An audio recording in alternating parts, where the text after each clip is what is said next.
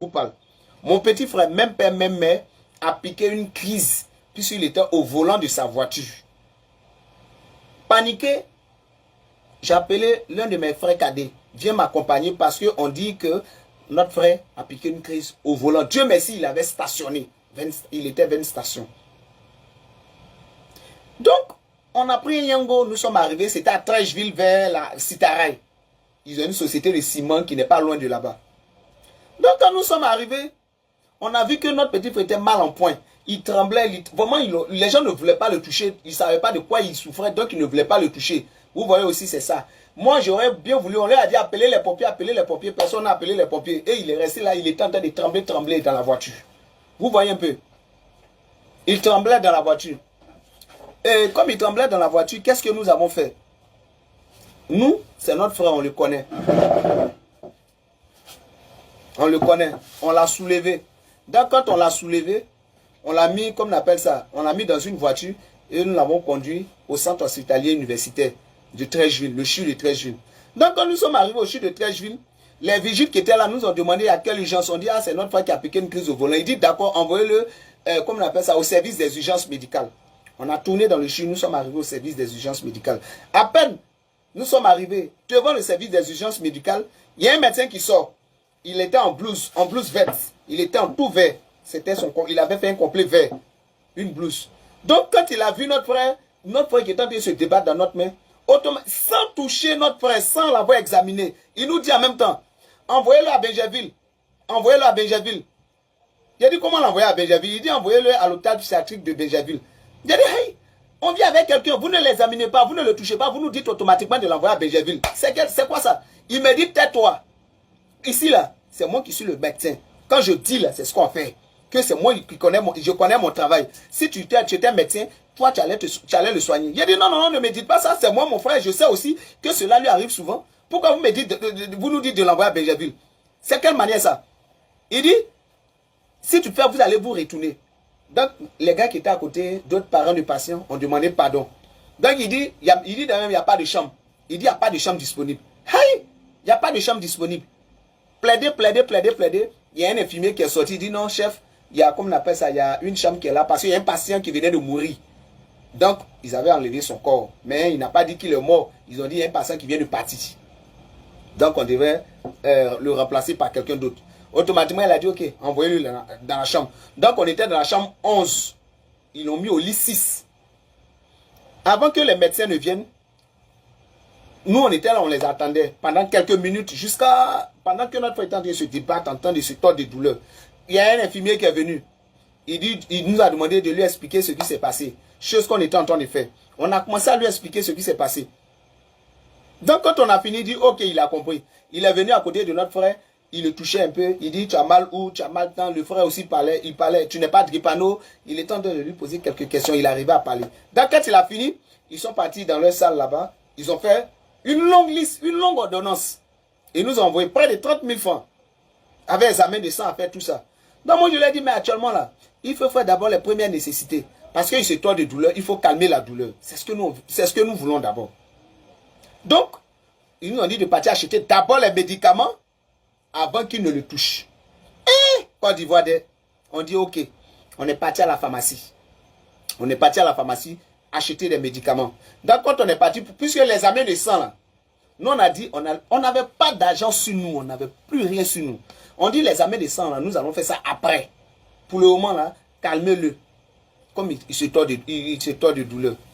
Voilà comment on a envoyé les premiers médicaments. Donc quand on a envoyé les premiers médicaments, c'était dans notre main. On a déposé ça au chevet du lit de notre frère. Après avoir déposé, il y a un médecin qui est venu, il m'a demandé, est-ce que vous avez vu l'infirmière? Il a dit, mais on doit voir encore l'infirmière par rapport à quoi? Vous nous avez dit d'acheter les médicaments, on a acheté les médicaments. Venez vous occuper du petit. Il dit, non, est-ce que vous avez vu l'infirmière? Donc on va voir l'infirmière. Elle nous dit que pour la prestation de service, là, pour la prestation, là, de payer 14 000 francs. On dit, mais 14 000 francs, il y a quoi dedans? Elle dit, c'est pour les soins. Mais et maintenant, les médicaments que nous avons achetés là, c'est pour faire quoi? Vous nous dites encore d'aller acheter, de donner 14 000 francs pour les soins. Donc les médicaments, ce n'était pas pour faire les soins, mais c'est pour faire quoi? Il a dit, non, nous on n'a pas 14 000, on n'a rien. Elle dit, ah, payez les soins, sinon on ne les touche pas. Ah bon? Ok. Tout ce qui était sur nous là, c'était 6 000 francs qu'il nous restait. On a enlevé ça sur le compte, on est parti faire retrait, on a enlevé ça sur le compte Wave. On avait plus 5 francs sur nous, je vous le jure. Quand nous sommes arrivés, on a plaidé, madame, prenez les 6 000 là. Elle a regardé, elle a pris les 6 000. On est retourné dans la salle. Dès qu'elle a pris les 6 000, les médecins ont commencé à s'occuper de notre frère. Ils l'ont mis sur perfusion. Donc quand ils ont fini, on était auprès de lui. Il était 19h30, on partait à 19h40 comme ça. Et on était là jusqu'à 21h30, à 21h30, puisque le sérum là tombait par goutte, vous connaissez comment ça tombe. Donc vers 21h30, on était là, et puis 21h30, oui, il y a une maman qui était sur le lit suivant, le 3e lit. Et là, la maman a rendu l'âme. Elle est décédée malheureusement. Elle est décédée devant nous-mêmes. Donc quand elle est décédée, les médecins sont venus tourner autour, voir, les amener, puis ils ont vu, prendre des notes. Ok. Donc après, ils ont appelé le morguier. Quand ils ont appelé le morguier pour venir enlever le corps, ils ne voulaient pas enlever le corps devant nous. Donc ils nous ont demandé de sortir de la salle. Ils allaient enlever le corps. Voilà comment nous sommes sortis. Mais le malade, notre frère est resté sur le lit. Donc nous sommes sortis de la salle. Dès que nous sommes sortis de la salle, on allait se mettre devant le centre hospitalier. Donc quand les morguiers ont fini d'enlever le corps, ils ont nettoyé le lit. Nous sommes rentrés. Donc quand on rentrait, il y a un infirmier qui nous appelle. Ah, les frères, venez. Il a dit, il y a quoi encore? Il dit, venez, que votre frère, on s'est occupé de lui. Mais payez les soins. Aïe! J'ai dit, mais attendez, on doit payer encore quels soins? Il dit, payez les soins. L'infirmière dit que vous n'avez pas payé les soins. Il dit, non, comment? On lui a donné 6 000 francs. Et même elle a dit, les soins, là, la prestation était à 14 000 francs. D'abord, même quand nous-mêmes nous sommes arrivés là, quand ils nous ont donné la chambre là, pour qu'on puisse mettre notre frère sur le lit là, nous-mêmes, nous sommes allés acheter un drap. Dans le CHU là-bas, on a acheté un drap à 3 000 francs. On a acheté un drap à notre argent à 3 000 qu'on a mis sur le lit. Maintenant, elle nous a dit de payer 14 000 francs pour la prestation, pour les soins. Mais 14 000 francs là, on l'a plaidé, on lui a donné 6 000 francs. Maintenant, toi encore, tout à l'heure, maintenant tu viens nous dire de payer encore les soins. On sait quels soins on doit payer. Il dit non, la chambre qu'elle a là, il y a le lit, le droit de la chambre, et puis il parlait de... Et puis bon, les choses bizarres comme ça, dans moi, il a dit non, on ne peut pas payer quelque chose. Je lui ai dit, on ne paye pas 5 fois parce qu'on n'a plus rien sur nous. Si vous voulez là, si vous voulez, mettez-nous en garant, gardez-nous aussi, et puis notre frère n'a qu'à partir à la maison. Elle a commencé, la dame, donc la dame, on était dans la salle où les infirmiers, le bureau là, elle a commencé à tempêter. Que vous les parents des malades là, pourquoi vous êtes ingrats comme ça? Pourquoi vous êtes ingrats comme ça? Quand vous venez ici là, vous faites pitié, et puis quand on finit de vous rendre service, c'est vous maintenant qui jouez au dur. C'est vous qui êtes ingrat. Pourquoi vous êtes méchant? Je lui ai dit non, ma chérie. Elle dit, il ne faut pas m'appeler ma chérie. Parce qu'il y avait une alliance sur son doigt. Elle s'appelle Rosalie. C'est comme si là, les autres l'appelaient Rosalie. Calme-toi, Rosalie, calme-toi. Elle dit, il ne faut pas m'appeler ma chérie. J'ai dit, bon, d'accord, madame, on ne se connaît pas. On ne se connaît pas. Tu ne peux pas me traiter d'ingrat parce que je suis venu ici avec un malade. Tu ne peux pas me traiter d'ingrat, tu me connais où? Ou bien tu me traites d'ingrat, tu m'insultes. Est-ce que tu sais ce que moi, il peut te faire aussi? Évite de m'insulter.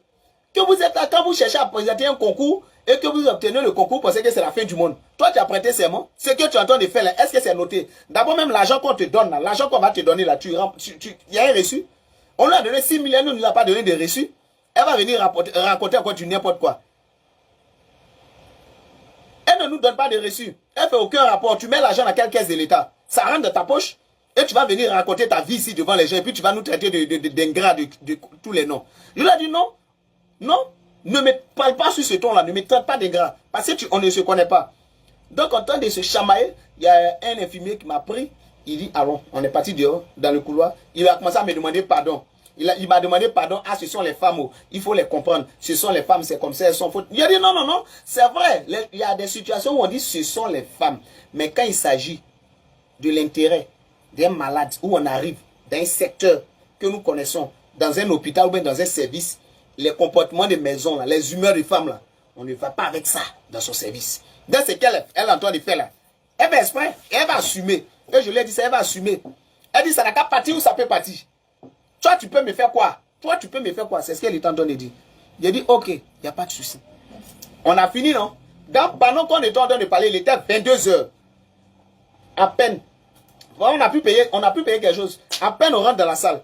Dès qu'on rentre dans la salle, on voit que le sérum qu'ils avaient, ils ont placé le sérum à 19h30, 40 par là. Il est 22 h. On compte de 19, 20, 21, 22, 3 h. En même temps, on rentre, on voit que le sérum est fini. Le sérum est fini dans sa boîte. J'ai dit, aïe, un sérum que vous avez mis à 19h40 et quelques. En comment, à 22 h là, sérum est fini dedans. Généralement, quand on place sérum là, ça fait quelque chose de 6 h, 7 h de temps.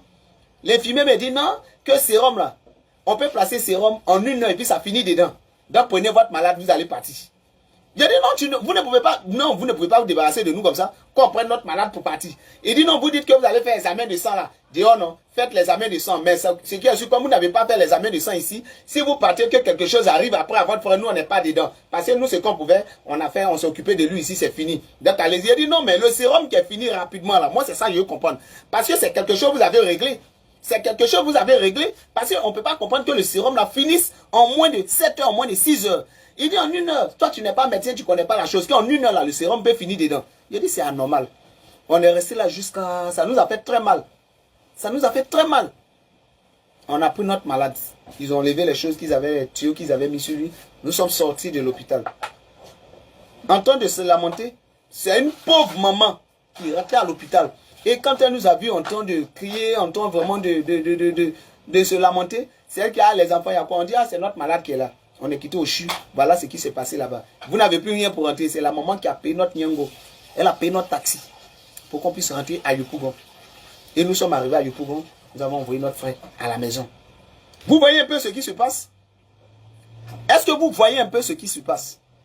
Eux, ceux-là, c'est dans les centres hospitaliers universitaires. Aujourd'hui, c'est le CHU de Trècheville. Mais ce sont ces choses-là qui se passent partout dans les centres hospitaliers, dans les hôpitaux. C'est-à-dire quand vous envoyez un patient et que vous n'avez pas les moyens, vous pouvez vous asseoir là et voir votre patient en train de mourir, en train de partir devant vous, sans rien faire.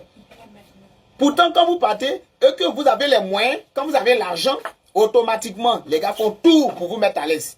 Mais on ne peut pas vivre ici. Les hôpitaux publics là sont là pour nous. Parce que l'État met les moyens à leur disposition. Maintenant, malgré les moyens mis à votre disposition, si vous n'arrivez pas à satisfaire la population que nous sommes, les gars, où voulez-vous qu'on parte?